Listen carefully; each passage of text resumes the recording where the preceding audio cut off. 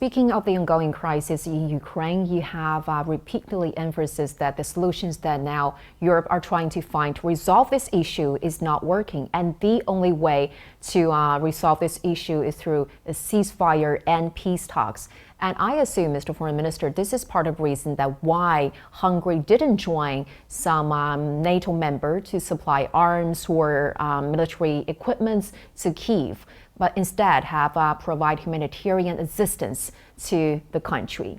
So what do you think is the biggest challenge in achieving a ceasefire? The biggest problem there, I think, is that the transatlantic world and the global liberal mainstream speaks about war. Mm-hmm. So the war rhetoric is extremely loud. But it's not helpful, right? It's absolutely not helpful. This is a tragedy. And I tell you why.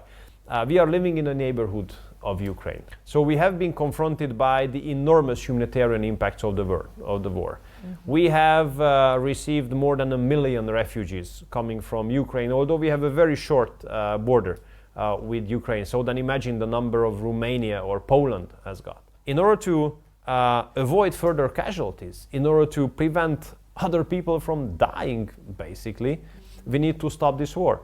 How to stop this crisis? Immediate ceasefire. Mm-hmm. And ceasefire gives the chance for peace talks to be started.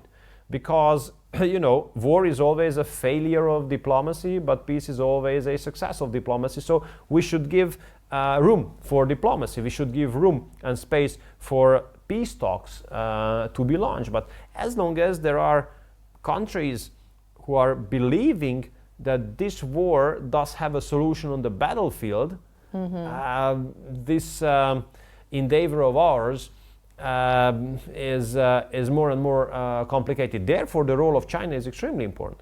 Because, as I told you, the war rhetoric currently is much louder than the peace rhetoric. So the peace camp has to increase its voice. Mm-hmm. And to increase the volume, to increase the voice, so that's why we are happy with the Chinese peace plan, for example. Mm-hmm. We really respect that.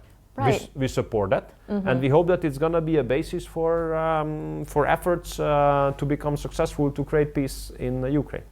Hungary has expressed its appreciation and support for China's impartial and objective stance on Ukraine issues, and also have spoken highly of its active efforts in promoting peace talks. So, Mr. Foreign Minister, can you further elaborate on the position paper that China recently released, in which it talks about the solution of the Ukraine crisis? Well, we have two good reasons to support mm-hmm. This plan. First, that it does exist. That's very important. It does exist. There's a plan. Mm-hmm. And second, that it is about peace. Mm-hmm. Because currently plans how to make peace are very rare. But statements how to go forward with the war, unfortunately, happen more often.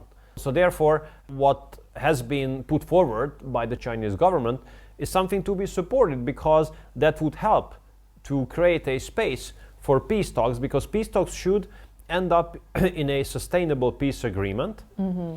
which could be a basis for the future security architecture in Europe. So we have to include Russia somehow into the future plans of Europe, otherwise we will go nowhere. And therefore, comprehensive talks about how to make peace here and how to maintain peace in the future in Europe, and what kind of role Russia would have in that, effort, is extremely important. I mean, we can speak about excluding Russia from the future of Europe, but that's an illusion that will never happen.